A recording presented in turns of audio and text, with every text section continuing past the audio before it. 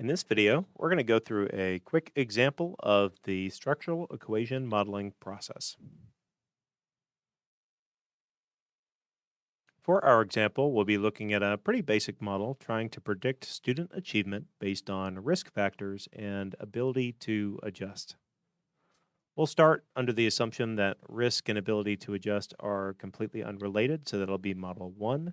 But then we'll consider a second model that allows for these variables to be correlated or these variables to covary. Now, traditionally, if I just wrote those first couple bullet points, we might think multiple regression. I've got a continuous outcome, I've got a couple of continuous independent variables. This could be a multiple regression. But because these variables are difficult, if not impossible, to measure directly, we're going to be using structural equation modeling to examine the relationship between them as latent variables. So we're going to let multiple indicators tie into these as latent concepts, and we'll use structural equation modeling to assess these relationships, again, with these variables being treated as latent concepts. So in this particular case, our endogenous variable, that's our traditional y or dependent variable, is going to be achievement. And our exogenous variables are going to be the risk factors and the ability to adjust. Each of these factors, these latent variables, are going to have 3 indicators associated with them. And we can quickly show a graphic of this. So here I see my ability to adjust, I see my risk factors, and I see my achievement. It's worth noting that by default, we're not seeing a couple of things here. One is the variance term for adjust, one is the variance term for risk, and one is the quote unquote error, or because this is a latent variable, disturbance term for achievement. So those aren't being shown here. And it's also worth noting that those are hidden paths. A path that isn't hidden here is the relationship between adjust and risk. The covariance between adjust and risk is not assumed. Right now, that is assumed to be 0 because that isn't drawn in. Now, I will say Amos needs us to draw in the disturbance term, so we'll draw that in a second when we display the second model. Some softwares don't, so we could just put it in like this or using whatever code they have, and they'll assume the disturbance and variance terms. But here we can show a picture. This is for our model 2, which allows adjust and risk to covary. And I'm just showing explicitly the disturbance term on achieve. I label it E10 here. I apologize. It's a typo. That should be D, standing for disturbance. And again, it's a disturbance, not an error, because it's related to a circle or a latent variable. It would be an error if it were related to a square or an observed variable. All right, so we've got model 1. Again, model 1, no relationship between adjust and risk. Model 2, a relationship between adjust and risk. I know I only have the error on model 2, but it's actually, or the disturbance term on model 2, but it's also on model 1. It's just implied on model 1. I'm just showing you on model 2. And again, there's a variance in adjust and a variance in risk that are implied in both.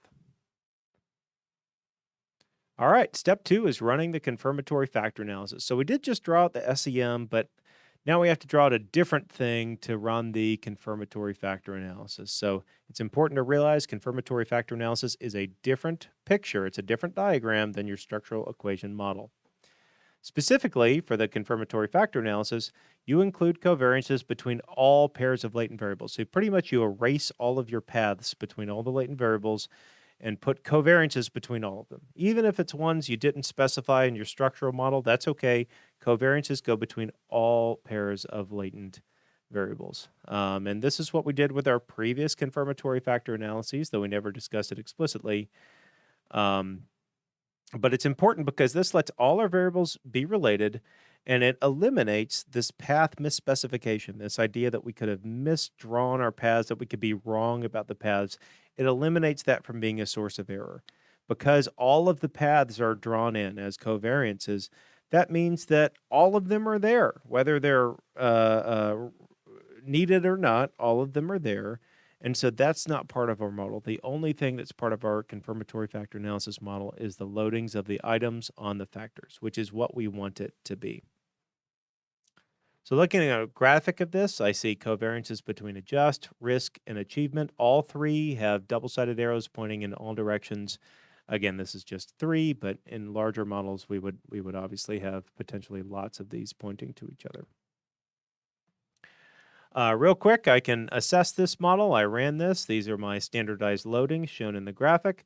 I also have my model fit statistics. Quickly checking through, I see the IFI looks good, the TLI looks okay, the CFI looks good. RMSEA doesn't look great. It actually looks bad, but SRMR looks good. So I'm going to take the majority of IFI, TLI, CFI, and RMSEA, and majority rule says that looks good for those four. SRMR looks good. So I'm going to call this a good fitting model for me. But again, that RMSEA is raising a flag here. It's just overruled in my mind by the good IFI, CFI, and the adequate TLI. Looking at item fit, these look okay. Adjust, risk, and achieve and their loadings. I will note that for the risk factors, it does appear that risk is kind of oppositely coded. Looks like we used verbal ability as the key variable there. So risk is really more like a lack of risk. Parental negative psychology, that second variable is negatively loaded. That would be, we would use that as a key variable if we wanted risk to be more like a higher scores of risk were more negative. But in this case, verbal ability was the key variable. That was the indicator variable, the one with a 1 next to it. And in this particular case, because of that, verbal scores being higher indicate less risk. So the interpretation of the latent variable risk follows with the indicator variable, the one with the 1 next to the path. So as this latent variable risk increases, that indicates less risk in the same way that as verbal increases, that indicates less risk. So really that variable should be called less risk. I'll just make a mental note when I'm looking at my paths. And actually, that makes sense when I look at the relationship between risk and achievement. It's positive 0.74. That's the correlation. In this case, that's a medium to high correlation, potentially a pretty high correlation. And it's a positive correlation. And it would be weird if risk, as the bad thing, went up, achievement went up. That wouldn't make much sense. In this case, what we're seeing is as the lack of risk goes up, the achievement goes up, which makes much more sense. So again, that risk variable I'm going to keep an eye on, and that comes from the indicator I used. I could, of course, go in and reverse the indicator, and maybe when we get into software, I'll do that just to make it a little bit more interpretable. All right, so let's jump into assessing our model fit. First, looking at model 1, that is the model that does not allow adjustment and risk to covary. So in this particular case, model 1, I'm looking down, IFI looks adequate, TLI looks poor, but maybe borderline, CFI looks adequate, RMSE looks bad, and SRMR actually looks pretty bad too. So in this case, TLI and RMSEA are both raising flags. TLI is borderline. For the top 4, I'm kind of on the fence. RMSEA is pretty bad, so I might lean in the bad direction. But I'm on the fence. It's the SRMR that decides it for me. SRMR is pretty bad. So model 1, I'm going to say that's not a very good objective overall fit. For model 2, IFI looks good, CFI looks good, TLI looks adequate, RMSEA is borderline, but again, the other ones overrule it, I think. SRMR looks good. So model 2 looks good. RMSEA doesn't look great. Actually looks bad, but again, I'm mentally overruling it because the IFI, TLI, and CFI all look good. So yeah, in this case, model 2 looks like it has good overall fit. Looking at the relative fit, because these two models are nested, I could do my chi-squared tests. If I did, I'd find that there is a statistically significant difference between them. Aside from that, I can look just at the AIC and see which of these two models has a lower AIC. I see that model 2 has a lower AIC, indicating that model 2 has a better fit than model 1. And it really is that simple. We just look for the one with the lowest AIC. So AIC looks better for model 2, the model that allows risk and our other variable to correlate.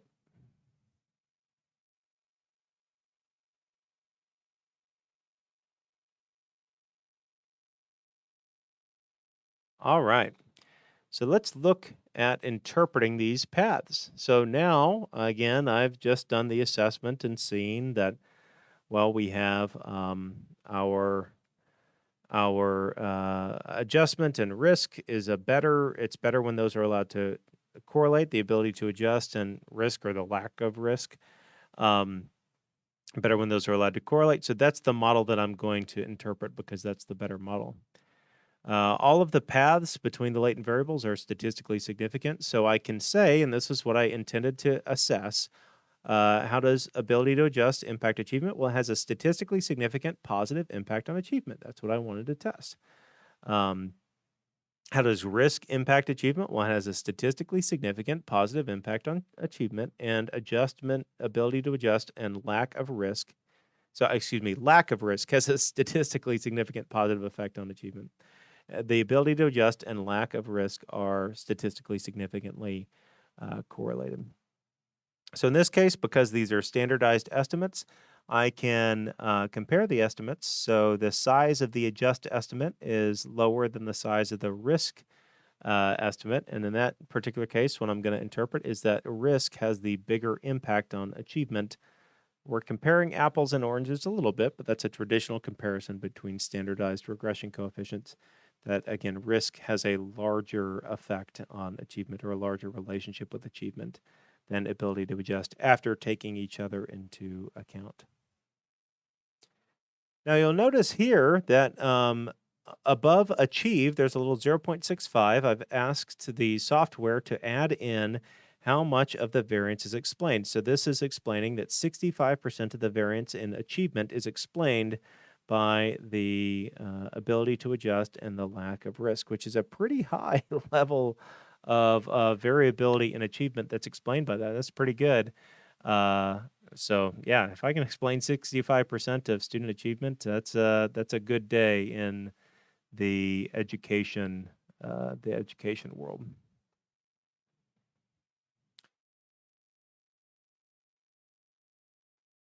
All right, so looking through this, we had evidence of a good measurement model. We did our CFA, everything looked good.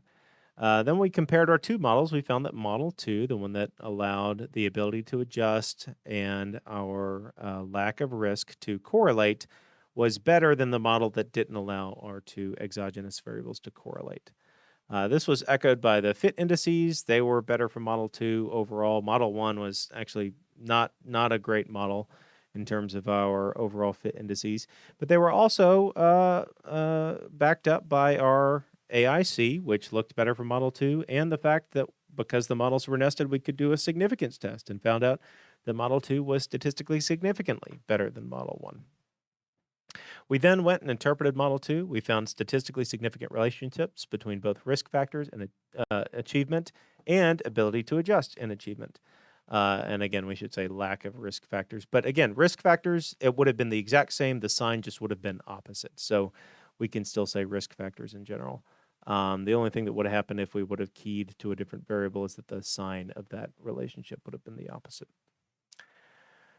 Risk factors have a stronger relationship with achievement than ability to adjust. I say may here, so this is the idea that our standardized coefficients are higher between risk factors and achievement than ability to adjust and achievement. I say may because, again, it's a bit of an apples and oranges comparison, a bit. There's a lot that goes into that statement. Even if it's true statistically, it might not be true practically. So there's just a lot that goes into this. It is in its way true statistically. It can be said that the movement in the achievement, the one standard deviation movement in risk factors is associated with a larger standard deviation movement in achievement than a one standard deviation movement in ability to adjust. So we can say that, but in terms of what's involved with the standard deviation movement, et cetera, that's not necessarily straightforward, and again, depends on things outside of just the numbers. There was a statistically significant covariance between risk factors and ability to adjust. In this particular case, we saw this in a couple of ways, but among other things, we saw it based on a direct assessment of the relationship between those two that happened in Model 2. And last but not least, we explained 65% of the variance in achievement, and that's a pretty good amount of student achievement that's explained by this model.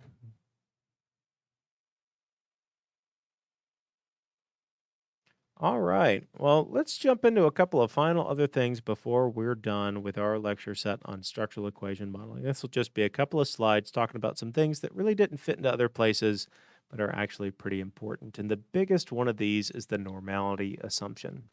Structural equation modeling depends on the multivariate normality assumption. And this may or may not be appropriate, and I would argue that in many cases it's not made appropriately. So it's really important to realize that this is a foundation of structural equation modeling. I'll say active research is going on into how we can do structural equation modeling without these assumptions or with um, a reduced risk of bias from these assumptions, et cetera. But in your basic run-of-the-mill SEM, this is something to consider and something to note. Your textbook talks a little bit about this and how maximum likelihood deals with this. Again, this is an issue. This is a potential issue. Violation of this assumption has broad-reaching impacts. It'll affect your overall model fit. It'll affect the rules of thumb and your fit metrics, especially those that are absolute fit indices. It'll affect all of your statistical significance tests. So it really has broad impact on your model. Now, there's a couple of ways we can address this. And again, your textbook talks about a couple of more. One is just using the correct method of estimating parameters.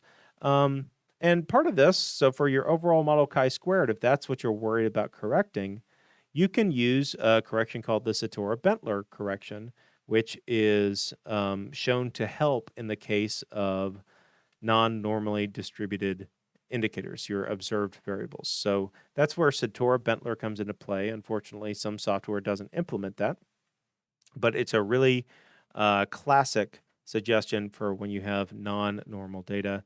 Recent research has shown Satora-Bentler with the Bartlett correction to be even better than the classic Satora-Bentler implementation. For the significance of path coefficients and for other things, you can use simulation. And among these simulation methods are the bootstrap methods. So bootstrap pretty much treats your data as the empirical distribution from the population, and we resample from your sample to try to create a distribution of statistics based on the population perfectly represented by your sample. So it's an empirical distribution approach and is a pretty good approach if you're concerned about the distribution of your variables. You can do this to assess, theoretically, a whole scale of things, depending on how clever you are.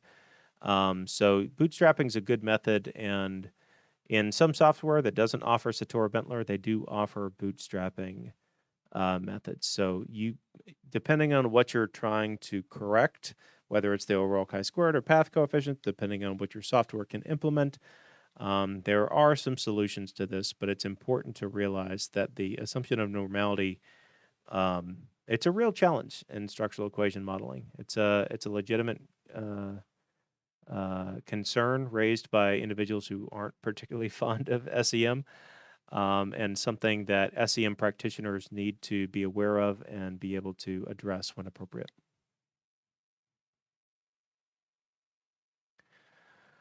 All right, so for extensions, one extension of this structural equation modeling is mediation analysis. We kind of mentioned it briefly, but didn't really discuss in detail how to do this. Essentially, it's that variable A affects variable C through affecting variable B. So we can try to test this nature of relationship. And frankly, there's a whole lot of discussion that we can have on mediation and mediation versus moderation and classical methods of assessing mediation and benefits of using path analysis to assess mediation over classical regression and structural equation modeling over path analysis, etc. So this mediation conversation is a big conversation, but it's also a big potential point. It's what many people use structural equation modeling for, is this direct assessment of mediation.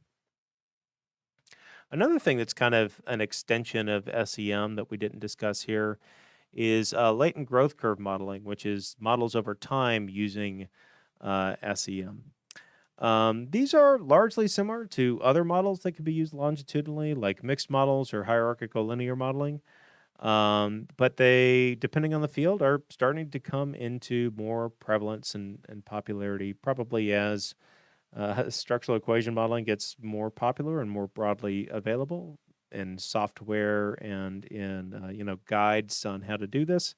As the benefits of structural equation modeling become more well known, and frankly, just because structural equation modeling is the new cool thing, and latent growth curve modeling sounds really cool. So, as this goes on, these get more and more popular over time. But from my perspective, they're pretty similar to other methods, but it's something that SEM can do depending on what you're measuring. Maybe SEM is better at doing this or worse at doing this, but it's something that we didn't have much time to talk about in this lecture set. So in this video, we've gone through an example of implementing a structural equation model in addition to discussing a few other issues such as normality and extensions of the structural equation modeling framework. In the next video, we'll discuss how we can implement this in software.